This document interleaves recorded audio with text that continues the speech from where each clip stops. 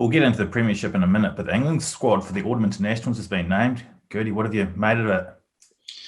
I mean, the big thing is, and I like some of the selections, we complain, and we've complained on here, and people have complained in the press previously of Eddie Jones just going with the same old.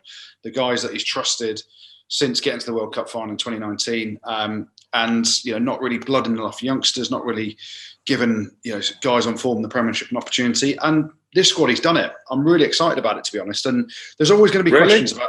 Yeah, I am all because he's changed as a person. I reckon Eddie Jones in terms of his selection, because a year, 2 years ago, he used to say Premiership form doesn't really matter. It's not really relevant to the international game. And now he's picking players that are, bang on form in the Premiership. Look at Nick Dolly. Now we're going to have the debate around Jamie George, and I'll get it out there first, Jim. I cannot believe that Jamie George isn't in the England squad. But someone like Nick Dolly, who's burst onto the scene this year, played at Leicester and scoring tries for fun off the back of a strong driving maul, it's given him an opportunity off the back of Premiership form. I'm not saying for 1 minute that I don't think Jamie George should be in the squad. I think he should, but we're looking at Adam Radwan. We're looking at Tommy Freeman. Again, these youngsters that are coming through. We're on now a 2-year breakdown to the World Cup in 2023. And what a lot of us in the press and I look at it from an England fan, but also what I watch week in, week out in the Premiership, we've been craving for players like Harry Randall, Marcus Smith on form.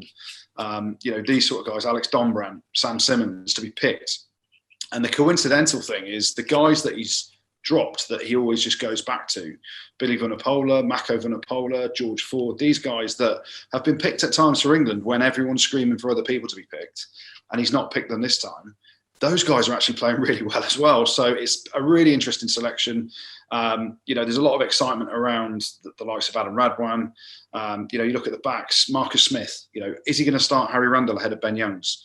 Well, Rafi Quirk's come in as well as another option off the bench, potentially a youngster who... Did you hear what Alex Anderson said about Rafi Quirk? Go on. He said he could be one of the country's greats. Really? Quote. Yeah, that's how highly he spoke of. Scored a hell of a try at the weekend. Yeah, he did. And this is the thing. So, for me, as someone that you judge Eddie Jones when he names a squad every time, and you look at it and you go, "How hasn't he picked him? He's on form. Why hasn't he picked him?" This time, I think he's genuinely picked the players on form in the Premiership, and he's given a lot of young, fresh meat the opportunity to play against Tonga and Australia and then South Africa. And it'll be a challenge. It'll be a massive test. I think a lot of it is around, you look at the way England have played over the last 18 months, it's been kick chase, hardly play with the ball in hand. And you can't play that sort of game with these players that he's picked. So I'm excited about hopefully seeing England not just throwing caution to the wind, flippantly chucking the ball around everywhere, but having a much more attacking mindset. And Keith Gleeson, the attack coach, Cockers will still be there with his driving mauls, tops off and all that stuff.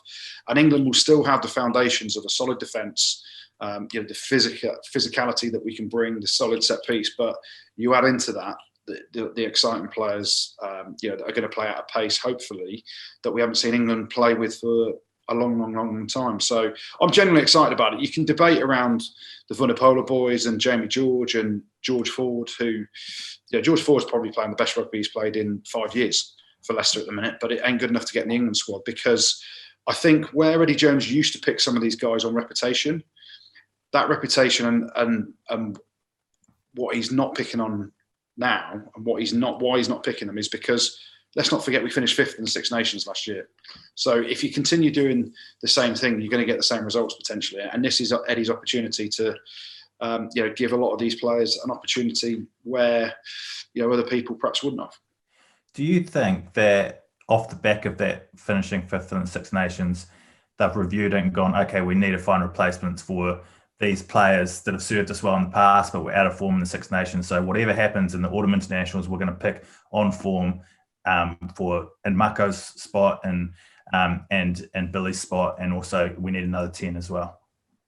Just on the Saracens players that you mentioned there, I think personally, take the Saracens stuff out of it, they've been hard done by off the back of playing a season in the Championship, being picked when they weren't on form, going to a British and Irish Lions tour, not on form, and we can talk about Owen Farrell being captain, and then we can talk about the form of the players probably a little bit after that.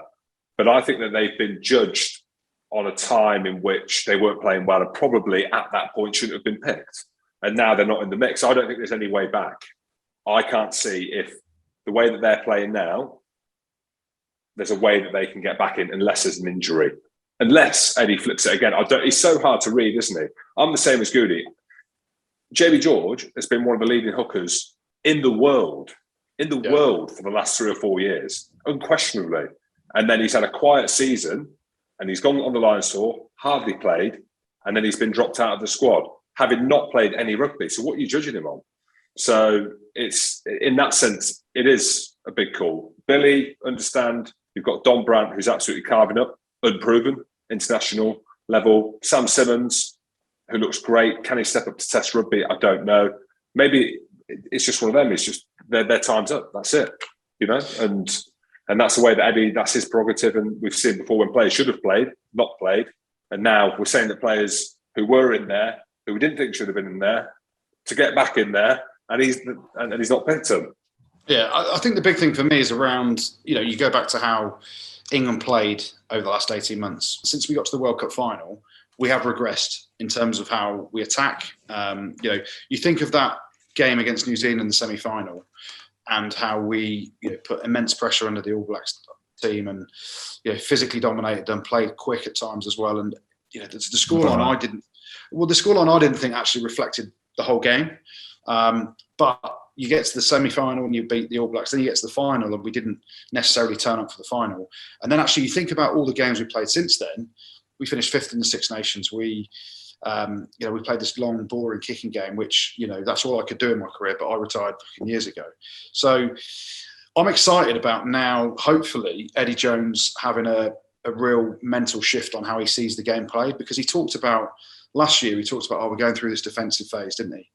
And there was a lot of other teams not in this defensive phase playing in a different way, but that was Eddie's way at the time. And with the likes of, Rafi Quirk and Radwan and, a lot of the younger guys that I've mentioned, they ain't got the fear of anything. They just want ball in hand and to play quick. And, Freddie Stewart gets the ball at fullback. He looks to attack Max Malins as well.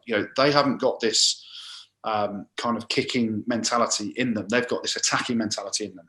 Marcus Smith, imagine him at 10, being able to pull the strings with a forward pack that's dominant down the front foot in an England jersey. I think that's why I'm quite excited about it. I'm really looking forward to seeing this. And we'll beat Tonga without a shadow of a doubt. And it's a weakened Tonga team coming to Twickenham. But then we play a rejuvenated Australia team who have beaten South Africa. And we play in the Springboks after that who've just beaten New Zealand. So it is, without playing the All Blacks, it's the acid test of the Southern Hemisphere. And, some of these guys are, unproven at international level. Of course they are. They've got to start somewhere.